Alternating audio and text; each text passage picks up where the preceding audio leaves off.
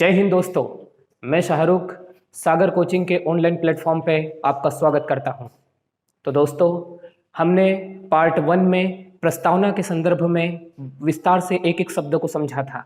आज हम आगे बढ़ते हैं। मैंने आपको कहा था कि प्रस्तावना से संबंधित महत्वपूर्ण वादों पर मैं चर्चा करूंगा आज।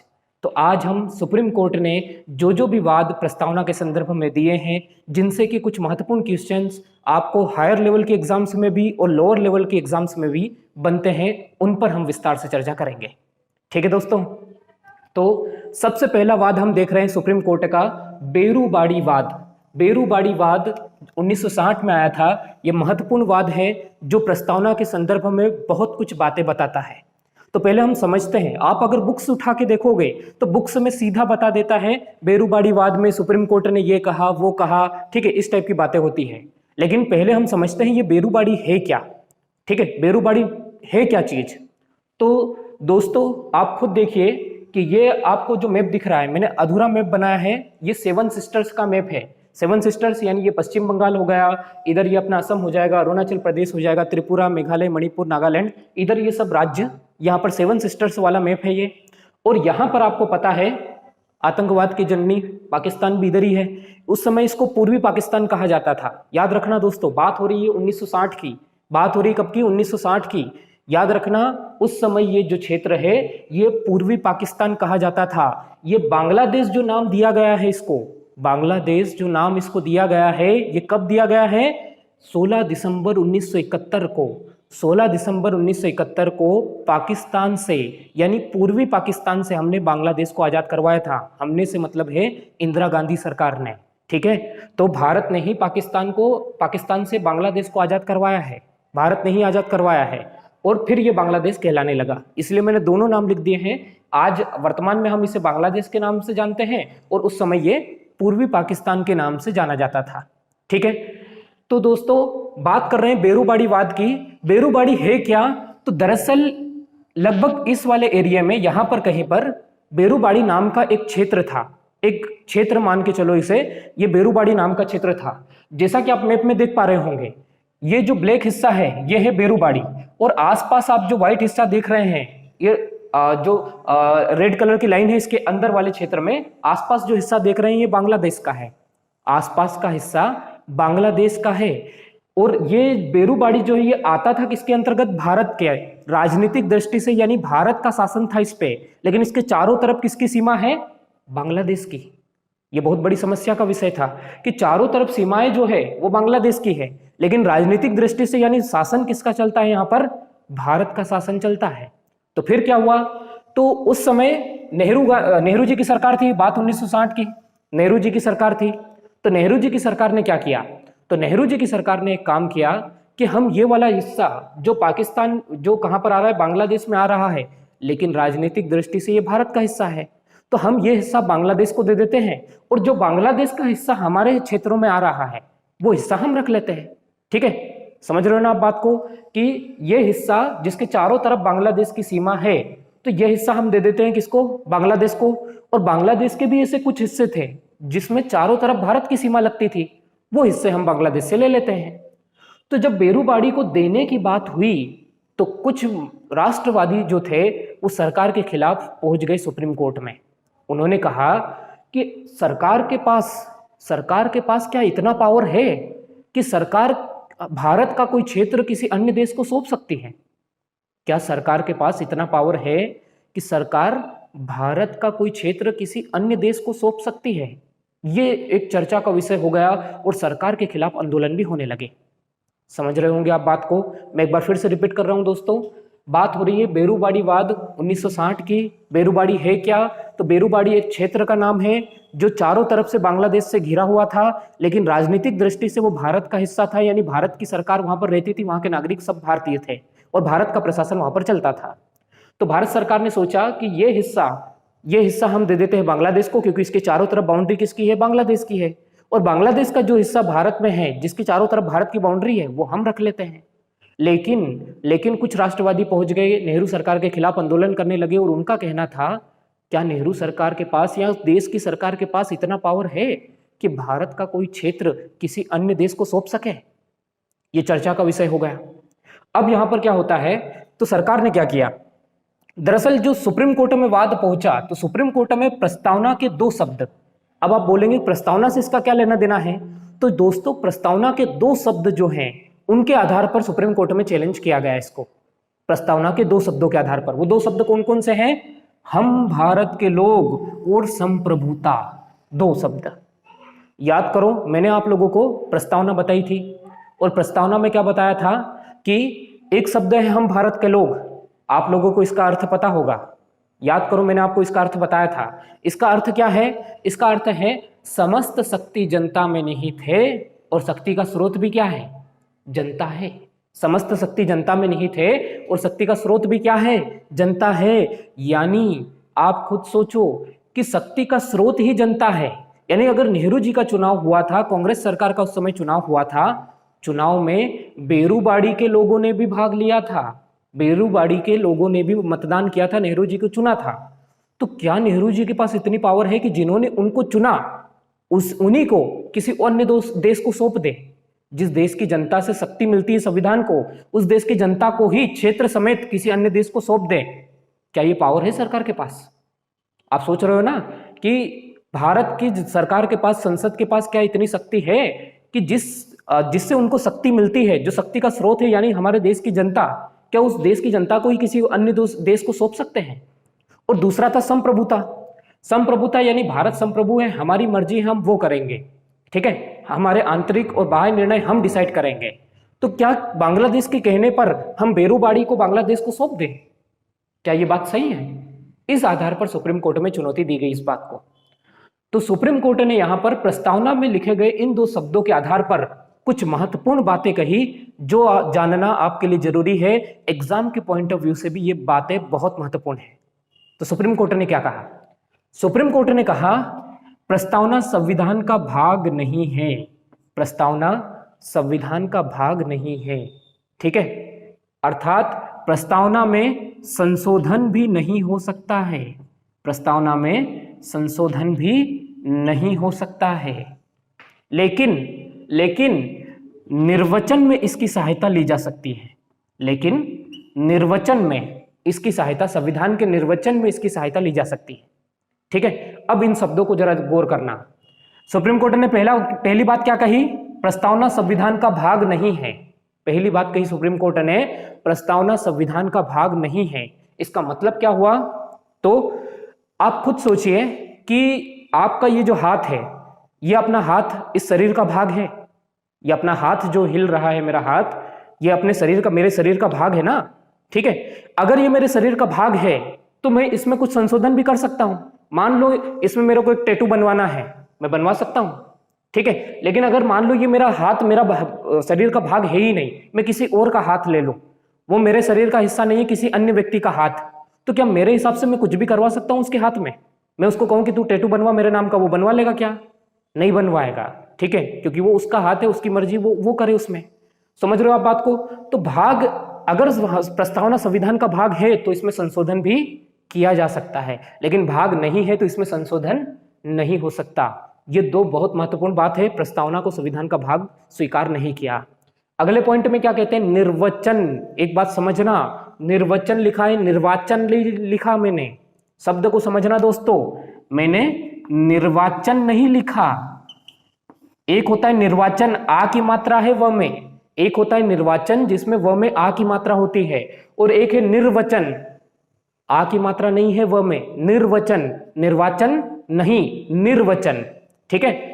निर्वचन को इंग्लिश में कहते हैं इंटरप्रिटेशन, निर्वचन को इंग्लिश में क्या कहते हैं? इंटरप्रिटेशन, और निर्वाचन को इलेक्शन, इलेक्शन होता है ना निर्वाचन, ठीक है, और निर्वचन को इंटरप्रिटेशन कहते हैं। दोनों में अंतर आप लोगों को अभी नहीं पता होगा, मैं बताता हूं।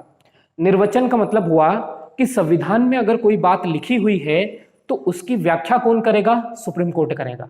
सुप्रीम कोर्ट डिसाइड करेगा कि उस बात का मतलब क्या है, संविधान में जो भी बात लिखी है उसका अर्थ क्या है, ये डिसाइड कौन करेगा? सुप्रीम कोर्ट डिसाइड करेगा, ठीक है। उसकी व्याख्या कौन करेगा? Supreme court. और उसकी व्याख्या को ही निर्वचन भी कहा जाता है, उसकी व्याख्या को ही निर्वचन भी कहा जाता है। यानी उसकी व्याख्या करने का अधिकार किसके पास में है? सुप्रीम कोर्ट के पास में है। तो सुप्रीम कोर्ट ने कहा कि ये भाग नहीं है, इसमें संशोधन भी नहीं कर सकते हैं, लेकिन संविधान की व्याख्या करने में, संविधान का निर्वचन करने में, संविधान का इंटरप्रिटेशन करने में इसकी सहायता ली जा सकती है, इसकी सहायता ली जा सकती है। ये बात यहां पर कही। फिर क्या होता है कि आप लोगों को शायद ये जानकारी नहीं होगी, संविधान का एक अनुच्छेद है 143, संविधान का एक अनुच्छेद है 143, 143। इसमें क्या कहता है, यह अनुच्छेद कहता है कि जब कभी संविधान में कोई ऐसी बात आ जाए कि जिसमें कंफ्यूजन है कि उसके संदर्भ में क्या किया जाए, संविधान में कोई ऐसी बात लिखी हो जिसके संदर्भ में कुछ व्याख्या ना हो, कुछ स्पष्ट ना हो कि इसका मतलब क्या हुआ, तब राष्ट्रपति अनुच्छेद 143 के तहत सुप्रीम कोर्ट के मुख्य न्यायाधीश से परामर्श ले सकता है कि इस शब्द का क्या मतलब है, इसमें क्या किया जा सकता है।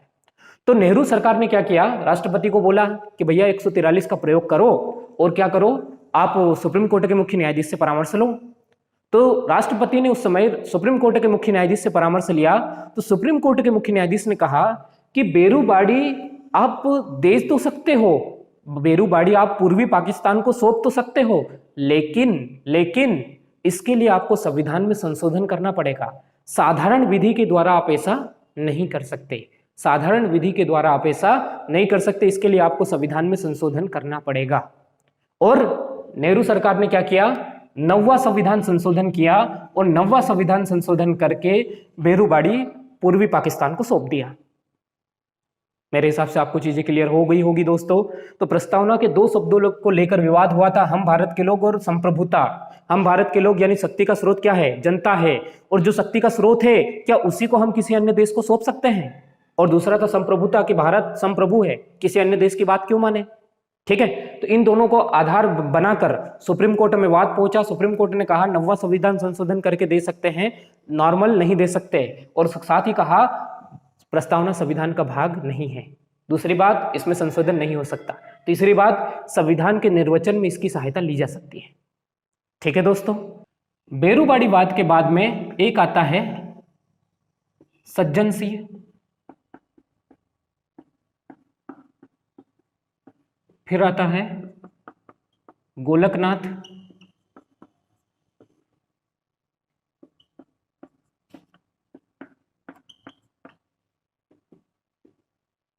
फिर आता है केशवानंद भारती।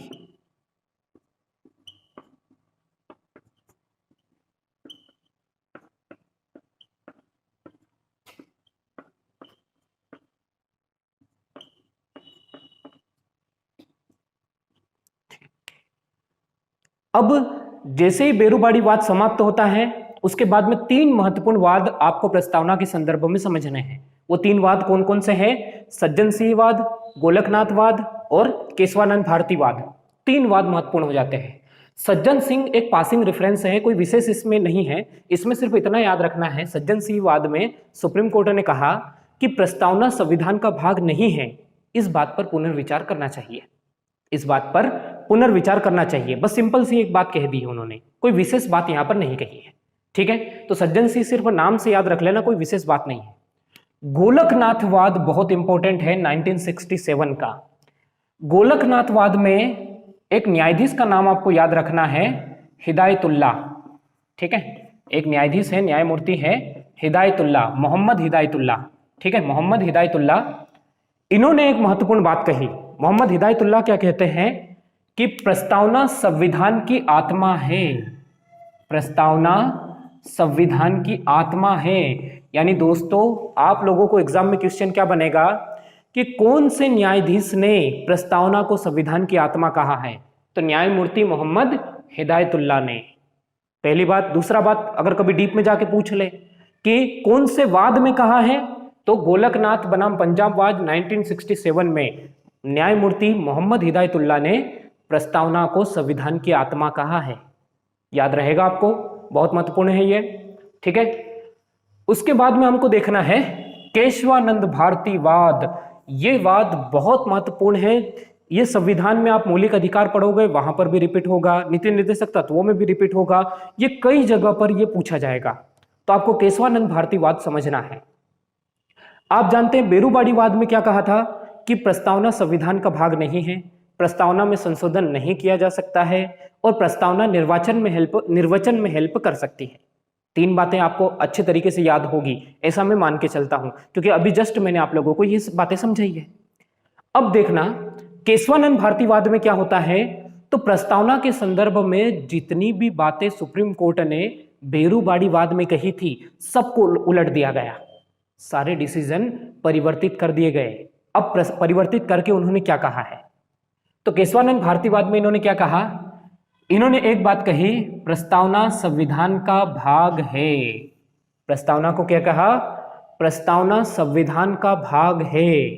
अब आप सोचो, आपके दिमाग में शायद ही ये क्वेश्चन आ रहा होगा कि पहले बेरूबाड़ीवाद में कहते हैं कि प्रस्तावना संविधान का भाग नहीं है, दूसरे वाद में कह देते हैं कि प्रस्तावना संविधान का भाग है, तो कुछ ना कुछ तो तर्क लिया होगा इसके पीछे कि प्रस्तावना को संविधान का भाग क्यों घोषित किया। तो इसके पीछे सुप्रीम कोर्ट का क्या तर्क है, तो सुप्रीम कोर्ट ने कहा संविधान के बाकी के प्रावधान जैसे पारित हुए थे वैसे ही प्रस्तावना भी पारित हुई, तो प्रस्तावना भी तो संविधान का भाग होना चाहिए। अरे भाई बाकी के भाग जैसे पारित हो गए तो उसी तरीके से तो ये भी भाग पारित हुआ, इसमें गलत क्या है, इसको भाग घोषित करना चाहिए। और मैंने आप लोगों को पहले भी बताया कि अगर भाग है तो संशोधन भी हो सकता है, अगर भाग है तो संशोधन भी हो सकता है। तो यहां पर अगला पॉइंट क्या रहेगा, संशोधन। अगला पॉइंट क्या रहेगा, संशोधन, कि अगर भाग है तो संशोधन भी हो सकता है और भाग नहीं है तो संशोधन नहीं होगा। ठीक है, तो 2 महत्वपूर्ण बात, बेरूबाड़ीवाद में ये सारी बातें गलत साबित कर दी गई थी, लेकिन यहां पर बात चेंज हो गया है। ठीक है, फिर एक और बात कही कि देखो प्रस्तावना में संशोधन कर सकती है, संसद के पास पावर है, जो चाहे संशोधन कर सकती है संसद, बिना किसी टेंशन के, फुल पावर है संसद के पास। लेकिन किंतु परंतु बंधु, वहां पर कुछ लेकिन भी यूज किया उन्होंने, क्या कहा कि कुछ भी संशोधन कर सकती है लेकिन मूलभूत ढांचे को परिवर्तित किए बिना। फिर से मैं रिपीट कर रहा हूं, मूलभूत ढांचे को परिवर्तित किए बिना।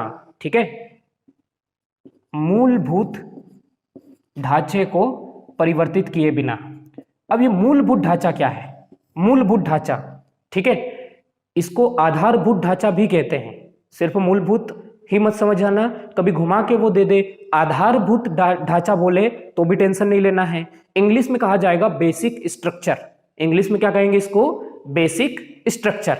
तो मूलभूत ढांचा क्या होता है, मूलभूत ढांचे की बात करें तो याद रखना है आप लोगों को कि संविधान में कुछ ऐसे शब्द है, कुछ ऐसी बातें कही गई है कि जिनको चेंज नहीं किया जा सकता, उनमें संशोधन हो सकता है लेकिन उनको परिवर्तित नहीं किया जा सकता। आप थोड़ा कंफ्यूज हो गए होंगे, फिर से मैं समझाता हूं। जैसे आप समझो कि भैया जैसे ये मार्कर है, इस मार्कर में संशोधन किया जा सकता है, अगर मान लो इसको बोल दे कि ये आधारभूत ढांचा है तो इसमें संशोधन किया जा सकता है लेकिन इसको चेंज नहीं किया जा सकता। संशोधन कैसे, कि जैसे मान लो इसके ऊपर का ये कवर निकल गया है, इसको हम नया कवर लगा देंगे, इसका ढक्कन मान लो टूट गया है, नया ढक्कन बिठा देंगे, मार्कर चेंज नहीं करेंगे, इसमें इंक खत्म हो गई, नई इंक डाल देंगे, मार्कर चेंज नहीं करेंगे, ये हो गया संशोधन। समझ रहे हो आप बात को। तो आधारभूत ढांचा क्या है कि संविधान में ऐसी कुछ बातें लिखी गई है जिनमें संशोधन कर सकते हैं, उनमें संशोधन कर सकते हैं लेकिन उसको परिवर्तित नहीं कर सकते। जैसे मार्कर, इसमें अगर कुछ कमी बसी हो जाए तो हम इसको ठीक कर सकते हैं, इसमें संशोधन कर सकते हैं, इसमें नई चीजें सब डाल सकते हैं, इसको चेंज नहीं कर सकते हैं, इसको चेंज नहीं कर सकते। अगर आपने इसकी जगह पे ये दूसरी मार्कर उठा लाए वो गलत हो जाएगा। समझ रहे हो आप बात को। तो ऐसे ही संविधान में भी मूलभूत ढांचे की बात कही, कौन से वाद में कही, केशवानंद भारतीवाद 1973 में सुप्रीम कोर्ट ने यह बात कही कि संसद कुछ भी संशोधन कर सकती है लेकिन मूलभूत ढांचे को परिवर्तित किए बिना। मेरे हिसाब से आप समझ गए होंगे दोस्तों कि उस बात को बदल नहीं सकती, उसमें संशोधन कर सकती है, उसमें कुछ चीजें ऐड कर दो, कुछ चीजें हटा दो, लेकिन वो चीज खत्म नहीं कर सकती उस चीज को। ठीक है, तो ये बात कही। और क्या कहा, तो इन्होंने भी वही बात जो अपन ने ऊपर पढ़ी थी निर्वचन वाली, कि निर्वचन में उसकी हेल्प ली जा सकती है। निर्वाचन मैं अंतर बता चुका हूं। निर्वाचन मतलब इलेक्शन, निर्वचन यानी इंटरप्रिटेशन, निर्वचन मतलब व्याख्या करना। ठीक है, ये बात मैं एक्सप्लेन कर चुका हूं। तो व्याख्या में, संविधान की अगर व्याख्या की बात आती है तो निर्वचन यानी व्याख्या में प्रस्तावना की हेल्प ली जा सकती है। बाकी प्रस्तावना कोई विशेष शक्ति का स्रोत नहीं है। ठीक है, संविधान की कोई विशेष शक्ति का स्रोत नहीं है, यानी कि प्रस्तावना वाद योग्य नहीं है, प्रस्तावना वाद योग्य नहीं है, वाद योग्य नहीं है। मैं बार बार रिपीट कर रहा हूं, शब्द पे जोर दे रहा हूं, वाद योग्य नहीं है। वाद योग्य नहीं है इसका मतलब क्या हुआ कि अगर कोई बात प्रस्तावना में लिखी है, जैसे क्या लिखा है कि सामाजिक न्याय प्रदान किया जाएगा या राजनीतिक न्याय प्रदान किया जाएगा। राजनीतिक न्याय का अर्थ मैंने आप लोगों को पिछले वीडियो में बताया था, जो नए हैं वो एक बार जाकर उसको जरूर देख लें। तो हम बात कर रहे थे राजनीतिक न्याय की। तो राजनीतिक न्याय से क्या तात्पर्य है? तो राजनीतिक न्याय से क्या तात्पर्य है कि वोट डालने का अधिकार, चुनाव लड़ने का अधिकार सभी को समान रूप से है, किसी जातिगत आधार पर भेदभाव नहीं किया जाएगा। जैसे कोई अगर ST SC का है तो छुआछूत के आधार पर वो चुनाव नहीं लड़ सकता, ऐसा है क्या? नहीं है, चुनाव लड़ सकता है, वोट डाल सकता है, कोई टेंशन नहीं है। ठीक है, तो ये राजनीतिक न्याय है। अब अपन क्या है कि मान लो कि राजनीतिक न्याय के अंतर्गत कोई बात लिखी गई है, राजनीतिक न्याय के अंतर्गत कोई बात कही गई है, तो क्या उस आधार पर कोई सुप्रीम कोर्ट में पहुंच सकता है? नहीं, सिर्फ प्रस्तावना में लिखी गई किसी बात के आधार पर कोई सुप्रीम कोर्ट में नहीं पहुंच सकता। याद रखना है, प्रस्तावना में लिखी गई किसी बात के आधार पर कोई सुप्रीम कोर्ट में नहीं पहुंच सकता है। ठीक है, यहां तक क्लियर है? तो केशवानंद भारती वाद में इतनी महत्वपूर्ण बातें थी कि प्रस्तावना वाद योग्य नहीं है, प्रस्तावना वाद योग्य नहीं है, यानी प्रस्तावना में लिखी गई किसी बात के लिए सुप्रीम कोर्ट में नहीं पहुंचा जा सकता। ठीक है, इतना क्लियर है दोस्तों?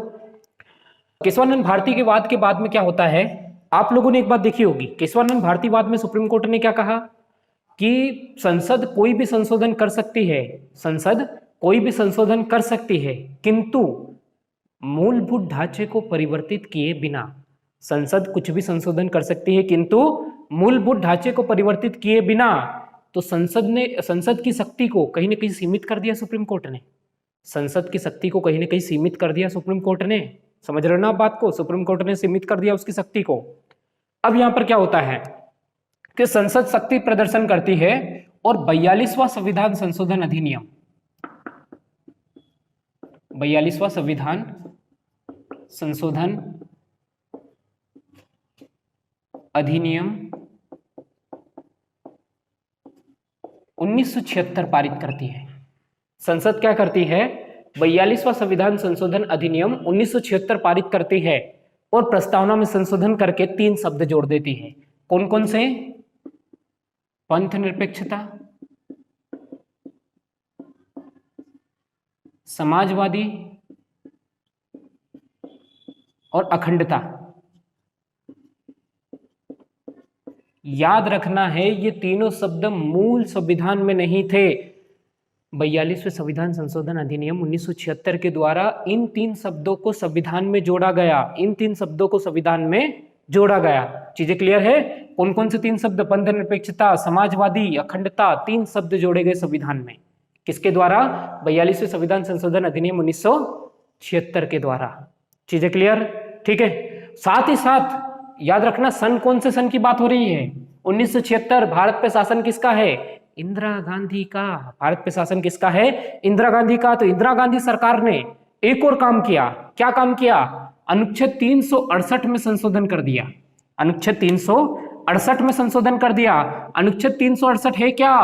तो अनुच्छेद 368 है संविधान संशोधन की प्रक्रिया, संविधान संशोधन की प्रक्रिया, संविधान संशोधन की प्रक्रिया। ये क्या है? अनुच्छेद 368 है संविधान संशोधन की प्रक्रिया। चीजें क्लियर है? ठीक है, तो अनुच्छेद 368 ये बात का उल्लेख करता है संविधान संशोधन की प्रक्रिया का। इंदिरा गांधी सरकार ने अनुच्छेद 368 में ही संशोधन कर दिया और संशोधन करके क्या ऐड किया कि संसद संविधान में कुछ भी संशोधन कर सकती है। केशवानंद भारती बात को उल्टा है, संसद संविधान में कुछ भी संशोधन कर सकती है किंतु उसकी न्यायिक समीक्षा नहीं की जा सकती, यानी न्यायपालिका उसको रिजेक्ट नहीं कर सकती, उस कानून को समाप्त नहीं कर सकती। न्यायपालिका की शक्ति को सीमित कर दिया संसद ने। केशवानंद भारतीवाद में संसद की शक्ति को सीमित कर दिया था न्यायपालिका ने। 42वें संविधान संशोधन अधिनियम 1976 के द्वारा न्यायपालिका की शक्तियों को सीमित कर दिया संसद ने, यानी इंदिरा गांधी सरकार ने शक्ति प्रदर्शन यहां पर किया। खतरनाक महिला थी, आयरन लेडी थी, पाकिस्तान के 2 टुकड़े कर दिए थे इंदिरा गांधी सरकार ने। 16 दिसंबर 1971 बांग्लादेश बना दिया था। किसकी बदौलत बना है? इंदिरा गांधी सरकार। ठीक है, तो यहां पर ये 42वां संविधान संशोधन है। चीजें मेरे हिसाब से क्लियर हो गई होगी आपको। तो यहाँ पर क्या होता है, केशवानंद भारतीवाद को उलट दिया संसद ने। अब क्या होता है, अगली चीज समझते हैं।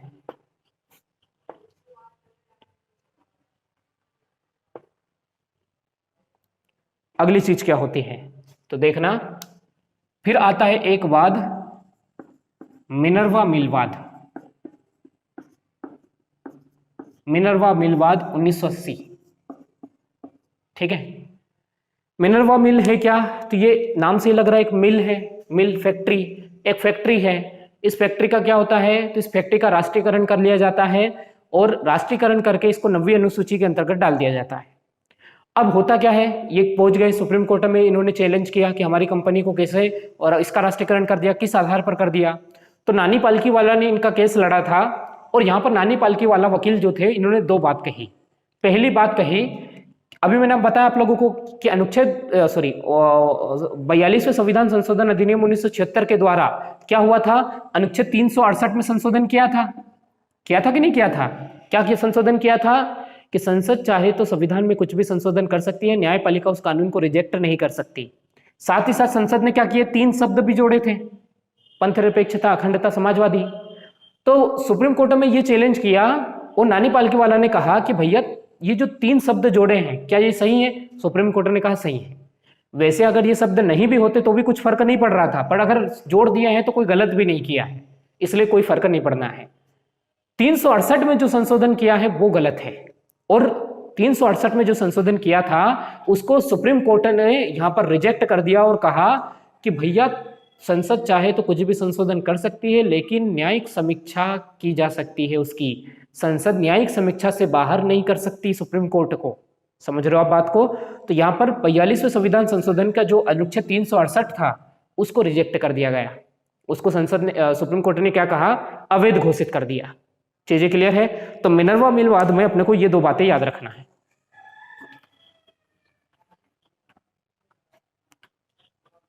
अब आगे क्या होता है, तो फिर अपने को देखना है 2 वाद, कौन कौन से। एक है एसआर बोम्मई वाद 1994, एक है LIC ऑफ इंडिया वाद 1995। ये 2 वाद अपने को समझना है। अब इन दोनों वादों में है क्या, ठीक है। एसआर बोम्मई ये व्यक्ति कौन है, इनको थोड़ा अपन समझ लेते हैं। एसआर बोम्मई ये कर्नाटक के सीएम हैं, ठीक है। कहां के सीएम हैं, कर्नाटक के। अब ये कर्नाटक के सीएम है, उस समय कांग्रेस सरकार ने क्या किया, इनकी सरकार को बर्खास्त कर दिया और वहां पर राष्ट्रपति शासन लगा दिया। ये पहुंच गए सुप्रीम कोर्ट कि भैया किस आधार पर लगाया और क्या ये लगाना सही है। फिर क्या होता है, इनके पीछे पीछे यूपी की कल्याण सिंह सरकार, हिमाचल प्रदेश की सरकार, राजस्थान की शेखावत सरकार और एमपी की भी सरकार पहुंच गई कहां पे, सुप्रीम कोर्ट।